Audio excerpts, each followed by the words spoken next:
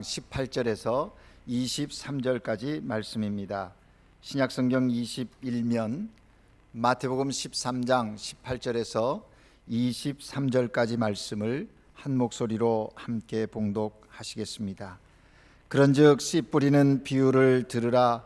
아무나 천국 말씀을 듣고 깨닫지 못할 때는 악한 자가 와서 그 마음에 뿌려진 것을 빼앗나니 이는 곧 길가에 뿌려진 자요 돌밭에 뿌려졌다는 것은 말씀을 듣고 즉시 기쁨으로 받되 그 속에 뿌리가 없어 잠시 견디다가 말씀으로 말미암아 환난이나 박해가 일어날 때에는 곧 넘어지는 자요.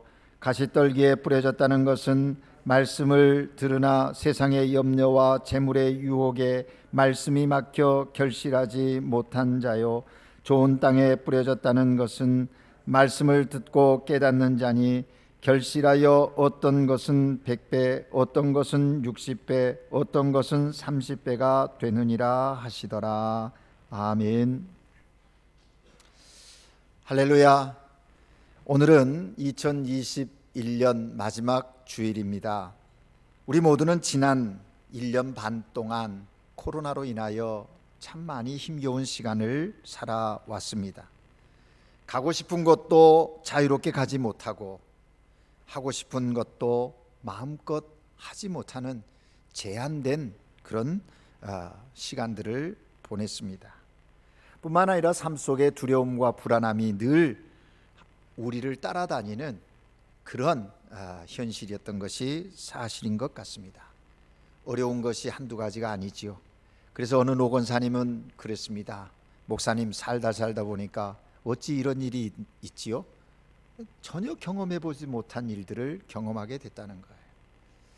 우리가 코로나 초기에는 이런 일이 있어서 우리의 삶 가운데 하나님이 무엇을 말씀하시는가 생각하면서 반추해보고 또 잘못들을 회개하고 바로잡아 보려고 노력했지요. 그런데 이게 길어지면서 이제 그런 감각들도 없어지고 그냥 그렇게 살아가고 있는 우리들의 모습이 아닌가 생각을 해봅니다. 모두가 신앙생활에 어려움이 참 많았지요. 마음껏 하나님을 예배할 수도 없었고 또 성도들이 함께 모여 기도하며 교제하며 맡겨주신 사명을 함께 감당해야 하는데 그러한 시간들 속에도 제한을 받게 되었습니다. 개인적으로 가정들이 얼마나 어려웠습니까? 경제적인 어려움 속에 힘겨움을 느껴야 했던 가정들도 있습니다. 건강에 빨간불이 들어와서 힘겨운 싸움을 시작해야 하는 성도님들도 계셨습니다. 교회적으로 개인적으로 많은 분들이 그리 쉽지만은 않은 시간들을 보낸 것이 사실입니다.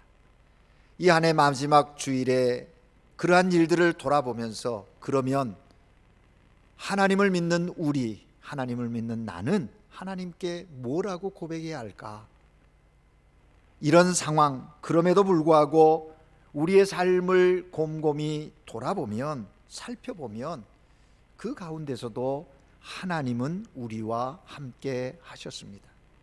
하나님은 그럼에도 불구하고 우리를 인도해 주시는 그러한 세밀함을 보여주셨습니다. 그래서 조금 전에 부른 301장의 찬송이 우리들의 이 마지막 주간의 첫 고백이 아닐까요? 지금까지 지내온 것 주의 크신 은혜라. 이 찬양의 고백이 오늘 하나님께 예배드리는 저와 여러분의 고백이 되기를 주님의 이름으로 축복합니다. 몸도 맘도 연약하나 하나님이 주신 새 힘을 가지고 오늘 여기까지 왔습니다 하는 고백이 이 예배 중에 하나님께 드려지는 여러분의 고백이 되기를 바라는 것입니다. 우리가 정말 신앙이 없었다면, 믿음이 없었다면 이러한 상황 속에서 어떻게 대처했을까? 돌이켜보면 하나님을 믿는 믿음이 내게 있었음이 감사가 아니겠습니까? 그런 면에서 돌아보면 이 마지막 주일에 하나님께 우리는 영광의 박수를 올려드리고 싶은 마음이 간절합니다.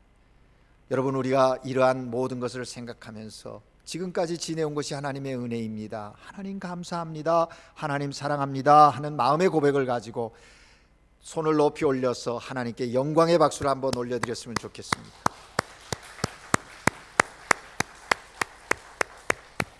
그리고 우리 옆 사람에게 한번 고백해 볼까요? 모든 것이 하나님의 은혜입니다. 모든 것이 하나님의 은혜였습니다. 그 우리에게 은혜 주신 하나님이 2022년에도 우리와 함께 하실 것을 믿습니다. 그 소망 가운데 이 마지막 한 주간을 잘 보내시는 우리 성도님들 되시기를 바랍니다. 어떤 목사님이 토요일 설교 준비를 하고 있는데 막내딸이 설교 준비하고 있는 서재에 들어와서 아빠에게 아빠 나가서 같이 놀아줘 라고 재촉을 하는 겁니다. 조르는 겁니다. 목사님은 그 딸에게 지금 설교 준비하고 있으니까 너랑 함께 놀아줄 수 없다라고 하면서 거절을 했습니다. 그런데도 이 막내딸은 계속해서 아빠를 조르는 거예요. 같이 나가서 놀아달라는 겁니다. 목사님은 참다 못해서 버럭 소리를 지릅니다. 야 임마, 아빠는 지금 설교 준비하니 너하고 놀 수 없다고 했잖아. 나가! 이렇게 소리를 지른 겁니다. 그러자 사랑스러운 막내딸이 아빠를 한번 째려보면서 문을 쾅 닫고 나가면서 한마디 했더랍니다. 에이씨, 설교도 되게 못하면서. 그러고 나갔답니다. 여러분, 목사는 매주일 고민합니다. 이번 주일 나오는 모든 성도들이 한 사람도 빠짐없이 하나님께 예배하며 은혜를 받고 돌아가야 하는데 그런 고민에 기도를 하게 된다는 것이지요. 왜 똑같은 장소에서 똑같은 말씀을 듣고 하나님께 예배드리는데 어떤 사람은 은혜를 받고 기뻐하는가 하면 어떤 사람은 무덤덤합니다. 또 어떤 사람은 똑같은 말씀을 들었는데 같은 장소에서 하나님께 예배드렸는데 은혜 받기는커녕 시험에 들고 돌아간다는 것이죠. 왜 그럴까요? 하나님께 예배드리면서 하나님이 우리에게 주시는 은혜의 통로는 다양한 것이거든요. 설교만으로 은혜를 받는 것이 아닙니다.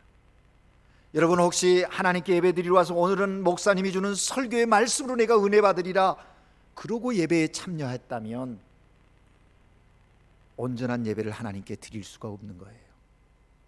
우리가 주보에 기록되어져 있는 대로 예배에 여러 통로가 있어요. 순서가 있어요. 그 순서들은 하나님의 은혜를 받을 수 있는 통로로 하나님이 우리에게 주셨다는 거예요. 그래서 어떤 사람은 찬송을 통해서 은혜를 경험합니다. 기도를 통해서 은혜를 경험합니다. 참회의 시간에 그 하나님 앞에 진실된 회개를 하면서 은혜를 경험하기도 한다는 것이죠. 그 날에 선포되어진 말씀을 통해서 은혜 받고 결단하고 또 삶에 힘을 얻어서 승리의 삶을 살아가는 사람도 있다라는 것입니다. 그러기에 목사는 늘 주일이 오면 고민에 빠지는 것입니다. 그리고 기도하는 것입니다.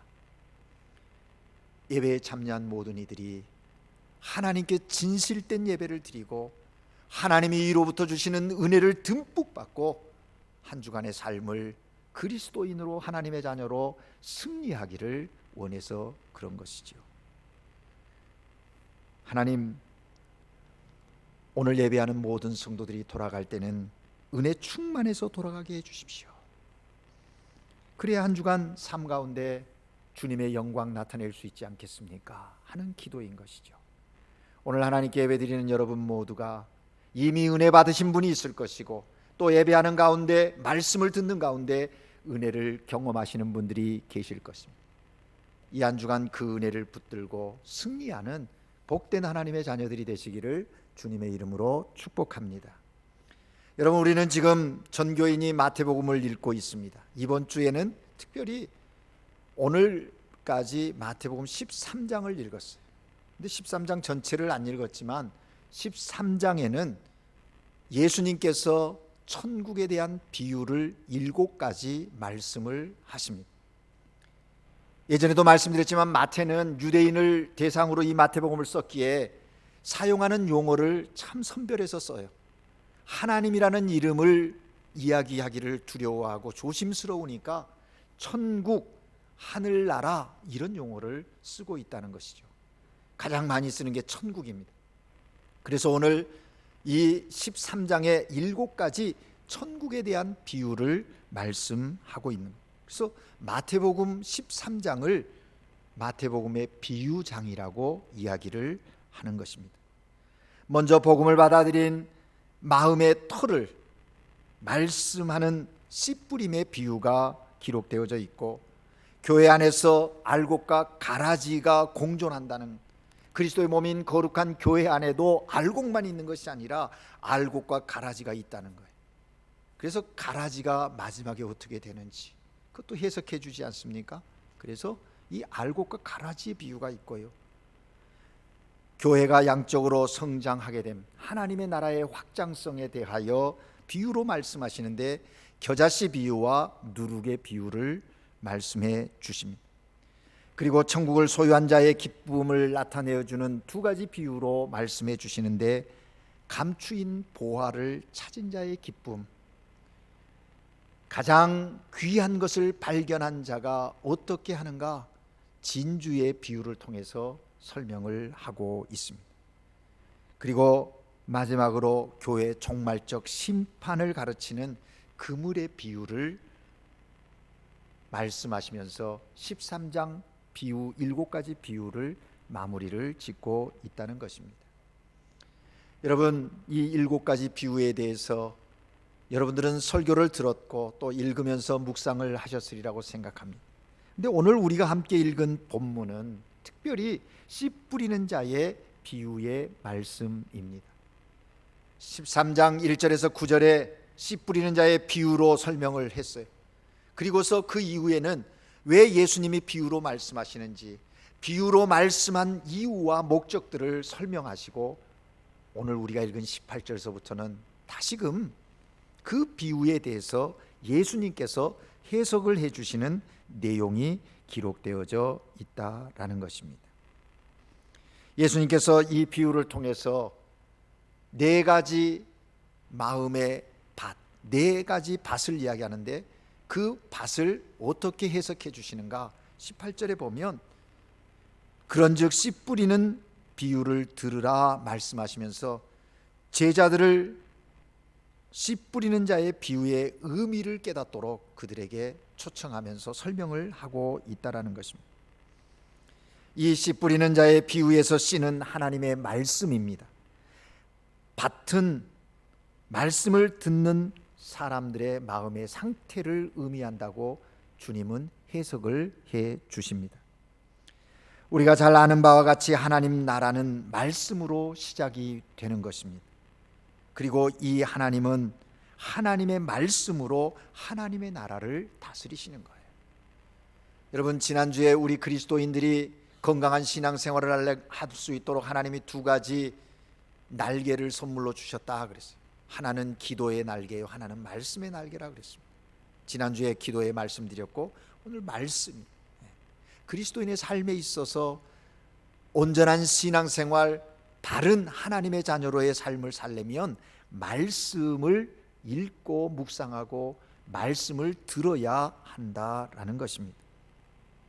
우리는 주님께서 해석해 주신 이 말씀을 통해서 하나님의 말씀이 우리의 삶 가운데 어떤 역할을 하고 어떤 열매를 맺어야 하는지, 또 맺게 하기 위해서는 우리는 어떤 마음의 상태를 가져야 하는지 말씀을 통해서 깨달아 알으려고 하는 것입니다.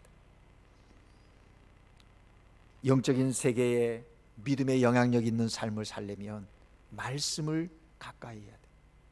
여러분, 매일매일 하나님의 말씀을 잘 읽고 있습니까? 그 말씀이 우리의 영적인 양식이에요. 말씀을 먹지 않고 내가 건강하다? 영적인 삶의 건강을 유지할 수 없다는 것이죠. 그래서 우리는 늘 말씀을 가까이 해야 돼요.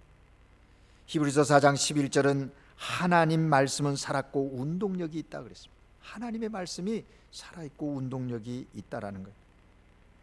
왜냐하면 말씀 안에 우리를 변화시키는 영적인 능력이 있기 때문에 그렇습니다. 말씀이 우리 가운데 심겨지면 반드시 거기에는 생산성과 창조적인 역사들이 일어나게 된다는 거예요. 그래서 사도 바울은 디모데에서 말씀합니다. 하나님의 말씀 성령의 감동으로 된 것이다. 그래서 교훈과 책망과 바르게 함과 의로 교육하기에 유익하다. 누구를? 하나님의 사람들을 바르게 함과 의로 교육하기에 유익한 그 말씀, 그것을 우리에게 주었다는 것. 우리는 그 말씀을 늘 가까이 해야 한다 하는 것입니다. 예수님께서 이 비유의 말씀을 해석해 주시면서 오늘 들려주시는 네 가지 마음의 상태는 무엇일까요? 첫째는 길가 밭과 같은 마음, 그것을 얘기합니다. 우리 19절을 다시 한번 같이 읽을까요? 19절 말씀 읽습니다. 시작. 아무나 천국 말씀을 듣고 깨닫지 못할 때 악한 자가 와서 그 마음에 뿌려진 것을 빼앗나니 이는 곧 길가에 뿌려진 자요. 아멘. 여기 길가와 같은 마음이란 하나님의 말씀에 대한 닫힌 마음, 굳은 마음, 이것을 이야기하는 것입니다. 이런 마음은 말씀을 듣고도 깨닫지 못한다라는 것이죠. 말씀을 듣고도 깨닫지 못하니까 어떻게 해요? 악한 자가 와서 그것을 가져가 버린다. 가져가 버리니 말씀이 생명력을 잃어버리고 그 마음에 자리하지 못하게 된다라는 것입니다. 여러분, 말씀을 깨닫지 못하니 완악함을 벗어나지 못하고 말씀을 듣지 않으니 공허함 속에 살아가게 된다는 것이죠. 아무 능력도 그 삶에 나타나지 않는 것. 이처럼 말씀의 씨가 사단에게 다 먹혀버린 사람을 살펴보면 특징이 있는데, 그런 사람은 부정적인 마음, 삐뚤어진 마음을 가지고 살아가는 거예요. 언제나 사물을 보고 현상을 볼 때 자신의 현상을 이해하고 삶을 이해하는데 늘 부정적이에요. 그런 사람은 역시 이 첫 번째 밭과 같은 그런 상태에 있는, 밟히고 또 밟혀서 피해의식 속에 굳어버린 그런 마음의 상태를 가지고 있다라는 것입니다. 이와 같은 마음을 가진 사람들은 무슨 말을 해도 듣지 않습니다. 은혜를 받지 못합니다. 정말 불쌍한 사람이 아닐 수 없는 것이죠. 이러한 마음을 소유한 사람들은 인간적인 생각이 가득해서 어떤 일들을 만나든지 인간적인 방법으로 해결해 보려고 발버둥을 친다라는 것이죠. 말씀의 중요성을 모르고 삶을 살아가는 것, 말씀의 그 맛을 느껴보지도 못하고 살아가는 자가 되고 만다라는 것입니다. 두 번째 마음의 상태가 있습니다. 돌밭 같은 마음을 이야기하셨습니다. 20절 21절 말씀에 보니까 돌밭에 뿌려졌다는 것은 말씀을 듣고 즉시 기쁨으로 받되 그 속에 뿌리가 없어 잠시 견디다가 말씀으로 말미암아 환난이나 박해가 일어날 때에는 곧 넘어지는 자요라고 말씀합니다. 돌밭 뿌려진 씨는 말씀을 기쁨으로 받기는 받는다는 거예요. 여러분, 이 말씀을 이해하기 위해서 우리가 그 팔레스틴의 지형을 좀 이해해야 합니다.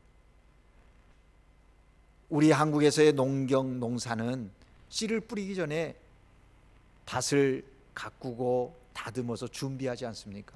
근데 팔레스틴은 그렇지 않아요. 돌이 많은 땅이고 흙이 좀 덮여 있는 그런 곳인데 그냥 씨를 먼저 뿌리는 거예요. 뿌린다는 거죠. 그런데 이 돌밭은 그 땅의 특징상 밑에 돌이 있고 약간의 흙이 있으니까 씨가 떨어지면 뿌리를 내리긴 내려요. 뿐만 아니라 밑에 돌이 뜨거운 열에 달궈져 있으니까 그 얇은 흙 속에 내려왔던 씨가 그 따뜻함으로 인해서 빨리 발화가 된다는 거예요. 그래서 빨리 싹이 돋는 그런 상황들이라는 것이죠. 그래서 오늘 여기 본문에 보면 돌밭에 뿌려졌다는 것은 말씀을 듣고 즉시 기쁨으로 받는다는 거예요. 예. 말씀을 사랑하고 말씀을 듣고 말씀대로 살고자 도전하고 즉시 반응을 보인다는 것이죠. 그런데 문제는 뭡니까? 한순간이라는 거예요. 문제나 어려운 일이 생기면 금방 넘어져 버린다는 것입니다. 은혜도 잘 받고 쏟기도 잘한다는 거죠. 금방 뜨거워졌다가 금방 차가워져. 여러분, 그러한 마음의 상태 경험해 보셨습니까? 이런 이야기를 들으면서 누가 그래가 아니라 내가 그러지 않았는가, 내 신앙의 모습이 그런 모습은 아닌가, 내 마음의 상태가 그런 상태는 아닌가, 이렇게 자기 자신을 점검하고 확인을 해야 하는 것입니다. 은혜도 잘 받고 쏟기도 잘하고 이런 사람들은 환경 변화에 감정이 쉽게 흔들린다는 거예요. 왜 그럴까요? 오늘 본문에 보면 믿음의 뿌리가 없기 때문이라고 말씀합니다. 그 속에 뿌리가 없어서, 그 속에 뿌리가 없어서. 얇은 흙으로 인하여 뿌리는 내렸지만 돌에 부딪히니 뿌리를 내리지 못하고 멈춰버리고 말았다는 겁니다. 이겨낼 힘이 없는 겁니다. 믿음의 확신이 부족하고 의지가 부족하고 인내가 약하여서 감정의 지배를 받고 그냥 넘어져 버리고 만다는 것이죠. 오늘 말씀에 보면 잠시 견디다가 말씀으로 말미암아 환난이나 박해가 오면 곧 넘어지고 만다라고 표현하고 있습니다. 이런 마음을 가진 사람들이 말씀의 뿌리를 깊이 내리려면 필요한 것 두 가지가 있는데 그것은 바로 인내와 말씀에 대한 순종, 그것이다라는 겁니다. 여러분 아시는 대로 식물이 자라는 데는 비와 해가 필요하지요. 그처럼 우리 마음이 하나님의 말씀이 뿌리 내리게 하기 위해서는 어려운 환경이 필요하다는 거예요. 이런 일들이 있을 수 있다는 거예요. 이러한 어려운 환경을 통해서 우리의 마음이 강해지고 하나님의 말씀이 뿌리를 내리는, 그런 의미에서 보면 믿는 사람들에게 있는 환난이나 고통, 문제들은 나를 망하게 하고 나를 어렵게 하고 그러기 위한 것이 아니라 오히려 나의 영적인 삶을 더 강하게 하게 하기 위한, 훈련하게 하기 위한 하나님의 선물이라는 이해인 것이죠. 그래서 우리가 흔히 아는 대로 고통에는 하나님의 뜻이 있다라는 얘기를 하지 않습니까? 여러분 지금 여러분의 삶의 자리에 어떤 어려움이 있습니까? 문제가 있습니까? 그것이 여러분을 힘들게 하고 하나님으로부터 멀어지게 하는 것이 아니라 오히려 그것으로 인하여 하나님께 더 가까이 가고 하나님의 뜻을 알고 하나님의 사람으로 강건해지는 그런 훈련의 도구가 되어야 한다라는 것입니다. 그러므로 문제나 시련 앞에 우리가 말씀에 순종하며 인내할 때 하나님의 말씀의 능력이 우리의 삶 가운데 나타나게 됩니다. 말씀이신 예수 그리스도의 능력이 우리의 삶 속에서 경험되어질 수 있다라는 것입니다. 우리가 말씀의 뿌리를 내리기 위해서는 말씀에 순종하고 인내할 수 있기를 주님의 이름으로 축복합니다. 인내와 순종이. 세 번째 밭은 무엇입니까? 가시떨기 밭과 같은 마음이라고 얘기했어요. 22절 말씀을 다 같이 읽겠습니다. 22절 같이 읽습니다. 시작. 가시떨기에 뿌려졌다는 것은 말씀을 들으나 세상의 염려와 재물의 유혹에 말씀이 막혀 결실하지 못하는 자요. 가시떨기 밭과 같은 마음은 어떤 마음인가? 복잡한 마음이에요. 가시밭에 뿌려진 씨, 우리의 마음의 상태가 밭이 되어 있는 것이죠. 싹이 나서 자라고 싶지만 더 자라갈 수가 없어요. 가시 때문에 자라지 못하기에 열매를 맺지 못한다는 것입니다. 왜 그렇습니까? 가시가 열매 맺는 기운을 다 막아버리고 빼앗아버리기 때문에 그렇다는 거예요. 그러면 여러분 가시는 무엇일까요? 말씀의 기운을 다 빼앗아가는 가시가 어떤 것인가요? 오늘 본문에 보면 두 가지로 이야기합니다. 그것은 바로 세상의 염려와 재물이라고 말합니다. 먼저 세상의 염려는 말씀의 생명력을 빼앗아가 버립니다. 만약 세상의 염려로 마음이 가득 차게 되면 우리 안에 있는 이제 싹을 돋으려고 하는 말씀의 그 능력이, 영향력이 약해져 버리고 만다라는 것입니다. 불확실한 세상에 살면서 우리는 장래에 대한 염려, 실패에 대한 두려움, 질병에 대한 염려에 시달리고 있지 않습니까? 염려가 무엇입니까? 마음이 나뉘어지는 거거든요. 우리가 온전히 하나님께로 향하는 마음이 세상의 그 무엇으로 빼앗기기 시작하면 우리 안에 염려가 생기기 시작하는 거예요. 마음이 나뉘어져서 염려하게 되고 그 염려가 갈등을 일으키게 되고 결국에는 하나님이 우리에게 주신 약속의 말씀에 대한 확신도 흔들리게 되고, 그래서 이제 열매 맺지 못하는 그런 자리로 빠져버리고 만다는 것이죠. 그 대표적인 게 뭡니까? 오늘 여기 염려라고 그랬어요. 마음속에 가지고 있는, 자리하고 있는 염려. 그 염려가 자리하지 못하도록 우리는 말씀으로 늘 대비하고 또 점검을 해야 한다라는 것입니다. 또 다른 종류의 가시가 뭐라고 그랬어요? 재물이라고 그랬습니다. 여러분, 사람은 모두가 부유하고 안정된 삶을 살기 원하는 것입니다. 그리스도인들도 마찬가지, 그래야 돼요.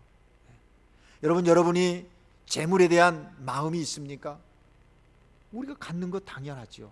그런데 그 재물에 대한 마음의 목적이 뭐냐는 질문을 던졌을 때 거기에서 크리스찬과